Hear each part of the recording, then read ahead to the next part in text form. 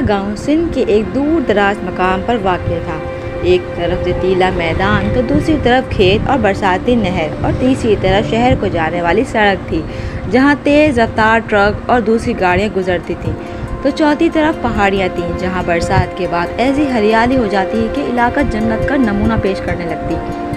हम गांव के बच्चे पढ़ाई से फारिग होकर अपने अपने मवेशी लेकर पहाड़ों पर चले जाते, जहां से हम शाम के वक्त वापस आते।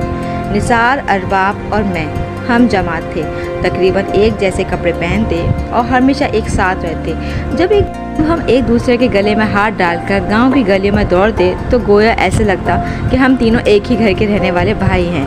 हम तीनों पढ़ाई के बाद तेज़ धूप में अपने घर के बकरे बकरियां लेकर पहाड़ियों की तरफ निकल जाते। तमाम बकरे बकरियां मिलकर एक बड़े रेवड़ का मंजर पेश करती। पहाड़ पर जाकर एक मखसूस जगह बकरियां छोड़ दी जाती, जो एक मखसूस वक्त के बाद घूमकर वापस हमारे पास आ जाती। खाने पीने, स्कूल का काम करने और आग पचोली खेलने में हमारा वक्त गुजर जाता। हम रोज़ सोचते इलाके के सबसे ऊंचे पहाड़ की जानिब चलकर नए नज़ारे देखेंगे, लेकिन जब अंधेरा छाने लगता तो हम लोग वापस आ जाते। स्कूल की छुट्टियों के दिन थे।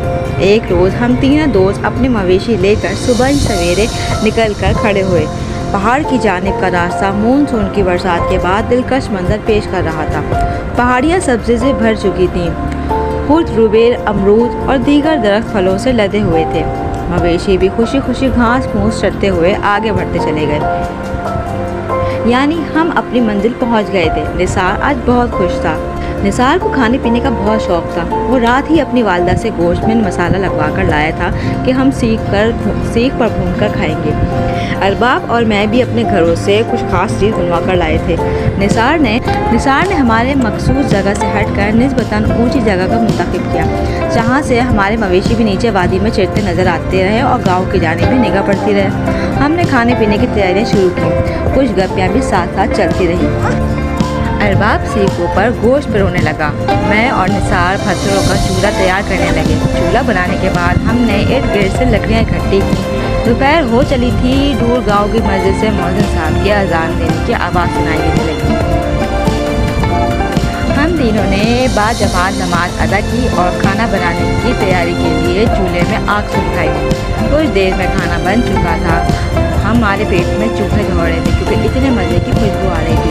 हम तीनों दोस्त खाने पर बैठे ही थे कि गांव की जानिब से शदीद फायरिंग की आवाज़ सुनाई देने लगी। हम तीनों सहम गए। मवेशी भी अपने कान खड़े करके यकजा होकर अपनी रोज़ की मखसूस जगह की जानिब इकट्ठे होना शुरू हो गए। गांव की जानिब से चीखों पुकार की आवाज़ें भी आने लगी। हम हैरान थे कि क्या हुआ है और हमें क्या करना चाहिए। अचानक गांव की जानिब से 6 नकाबपोश भागते हुए पहाड़ों की जानिब आते दिखाई दिए। उनके पास असला भी नज़र आ रहा था, जैसे वो वक्फे से इस्तेमाल कर रहे थे। उनके पीछे हमारे गांव के कुछ लोग भी लाठियां और डंडे उठाए शोर मचाते नजर आ रहे थे, लेकिन वो काफ़ी दूर थे।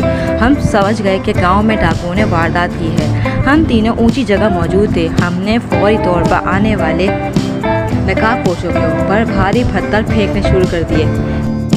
पहले ही हमले में 2 नकाबपोश सर में पत्थर लगने से गिर पड़े। बकिया में से आधे नकाबपोश ने हमारी तरफ शदीद फायरिंग शुरू कर दी। गांव की जानिब से आने वाले लोगों पर भी फायरिंग करते रहे। अरबाब और मैं निस्बतन दूर थे, उनकी फायरिंग से बच निकले, लेकिन हमारा तीसरा दोस्त गोली लगने से जख्मी हो गया।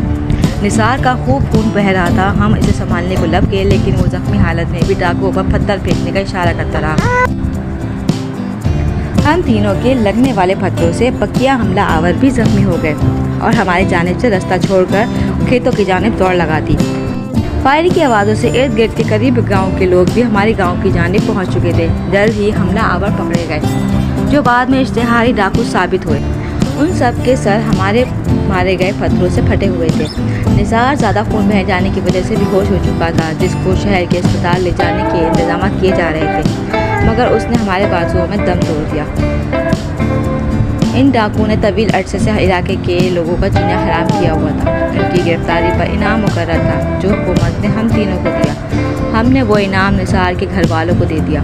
अदालत के हुक्म पर डाकुओं को फांसी और उम्र कैद की सज़ा दी गई। हमारे गांव के स्कूल का नाम तब्दील करके निसार गवर्नमेंट पब्लिक स्कूल रख दिया गया। साल गुजरने के बाद आज भी निसार की तस्वीर स्कूल के मरकज़ी दरवाजे के सामने आवीज़ा है। अरबाब अपने घर वालों के साथ बैरून मुल्क चला गया था और मैं यहीं अपने गांव में अपने ख़ानदान के साथ मौजूद हूँ और ये वाक़या मैं कभी नहीं भूल सकता।